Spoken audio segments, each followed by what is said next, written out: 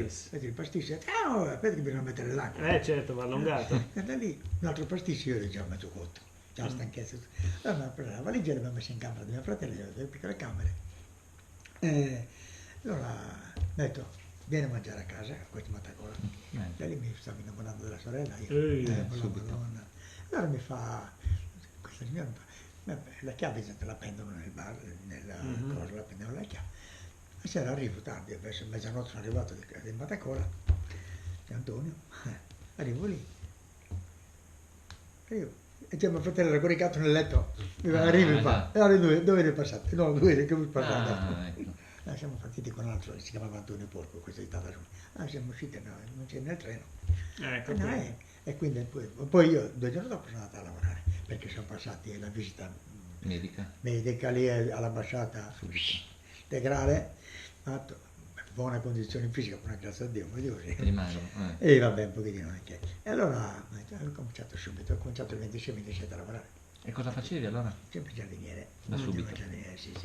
Giardiniere, sono rimasto 9 anni, poi lui è andato in pensione e quindi lui mi ha detto, questo era mio padre quasi, mi diceva libero, se hai voglia di partire, parti. Lui era, quando era giovane faceva il marinaio.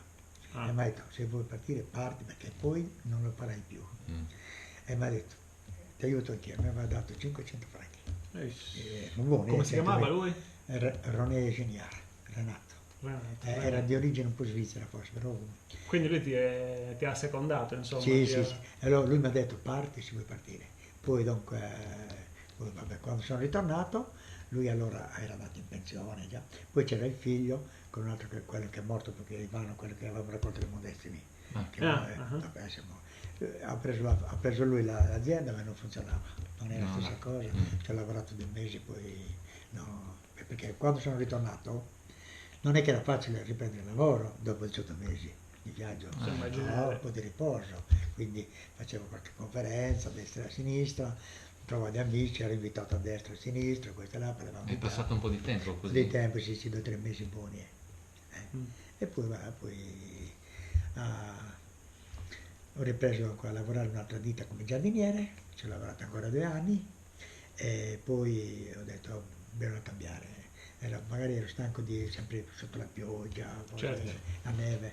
Allora lì sono entrato in fabbrica dove facevano il liquore, la Chartreuse, e ci ho lavorato 6 mesi e ho detto non è per me rinchiuso. Allora sono uscito e poi mi sono messo ho fatto un po' in manovale 1 anno con una ditta italiana, Picciolì, e poi mi sono messo a conto proprio con mio fratello a fare il fruttivendolo e poi ho deciso di tornare qui.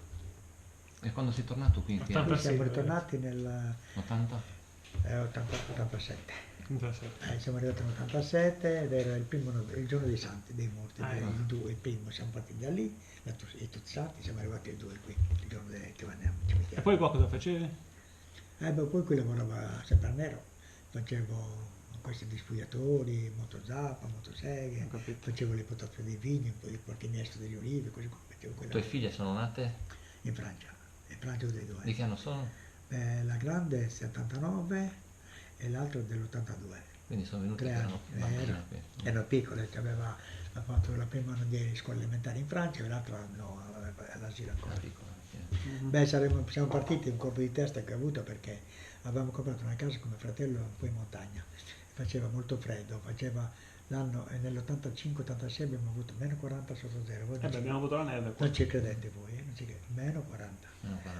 Abbiamo buttato più di 2 milioni di lire, tutte le frutta e verdure, c'è tutto gelato. Bruciato tutto. 1 mese senza lavorare. L'assicurazione non volevano sentire perché dicevano non è abbastanza isolato, perché questo e l'altro, quindi non lavoravamo. Poi alla fine ho detto, ci aveva gelato l'acqua dentro casa, tutto. Allora quell'anno era terribile, gelava il gasolio, gelava tutto, tutti i campi che venivano dalla Svizzera gelavano, arrivati a quella zona, messo Ciamberini dopo lì. Allora poi da lì ho deciso. Nell'85 abbiamo avuto, dalle mie parti su all'Arzagana abbiamo avuto, mi ricordo, a casa mia, a Tiana, in campagna, 58 cm di neve, mai vista così? Io l'ho vista qui a Tadasuni nel 57, io avevo 7-8 anni, perché mi ricordo. Famosa nevicata del 56. Sì, quello mi ricordo.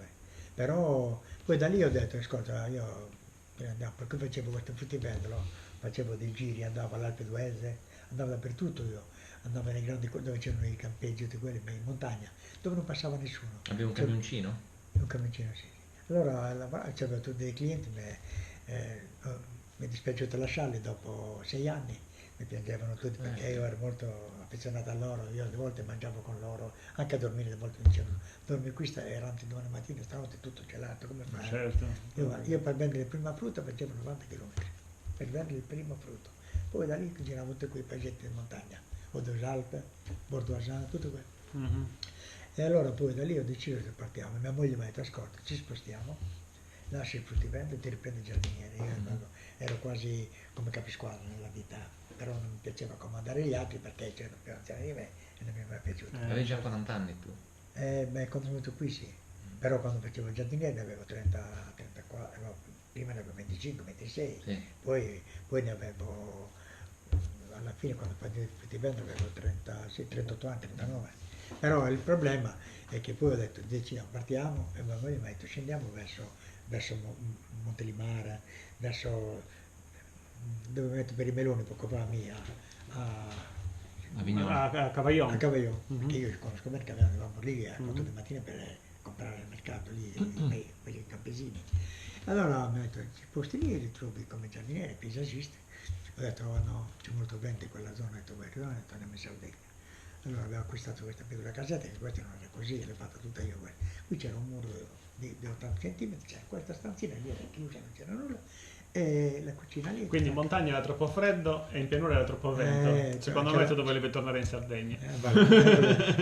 Allora mi ha detto, se vuoi andiamo. Lei non era tanto contenta, però i bambini erano piccoli, quindi ancora era tempo di arrivare. Se avessi saputo non sarei venuto, perché ci stava bene, oggi avrei avuto 1000 più euro di pensione, mia moglie uguale, invece qui ti trovi con una piccola.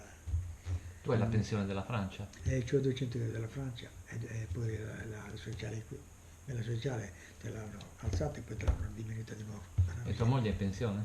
E lei pure aveva lavorato 10 anni in Francia, faceva la segretaria, però poi quando ci siamo sposati ha lasciato il lavoro e poi lavorava in banca per fare sempre contabilità, per intermediare, sostituiva quelli per qualche parte, lavorava anche con quelli, con il padre e i fratelli di Rajon. Sì.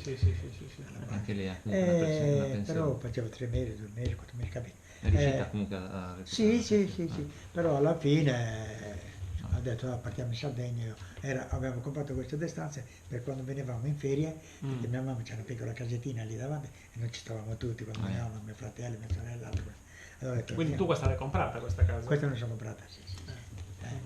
Questa erano gente di Orani che abitavano qui, però erano nati da Ragioni. Sono partiti a Orani, poi questa l'hanno venduta e abbiamo detto, per venire in ferie la prendiamo e poi la gestiamo. E invece poi abbiamo... Poi l'hai ristrutturata, l'hai ampliata. E poi siamo venuti. Il problema è che non c'è nessuno, noi siamo soli, non c'è più 100 persone a Ragioni. Anche qui lo spopolamento è... Sì. Come comunque, insomma. Voilà. Torniamo al viaggio. Allora, eravamo arrivati in Jugoslavia. Dalla partenza dalla Francia fino alla Jugoslavia, quanti giorni ci hai messo? È scritto lì. Allora, tiriamoli fuori sui quaderni. Allora, aspetta.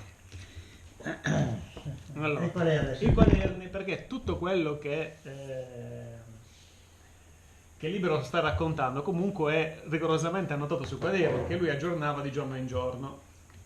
Quindi ho reso conto di ogni viaggio nei minimi dettagli, insomma, ho reso conto di viaggio. Questo è il riassunto. Sì. Ecco, questo è l'epitome, il compendio. Adesso a vedere. No, questi sono già... qui siamo già a Candar. Ora il secondo questo. E quello è com'è? Primo questo. Perché abbiamo mischiato. Abbiamo mischiato. Uno. Io l'ho scritto lì, però adesso bisogna trovare la pagina. Questo è scritto in italiano o in francese? No, questo è scritto in italiano, perché l'ho riportato adesso devo vedere la pagina perché per trovarla. Voilà. Allora, i negozi bisogna seguire la fila, le bancarelle sono meno piene Tieni che in Francia sia in Italia, porca miseria. Siamo già arrivati?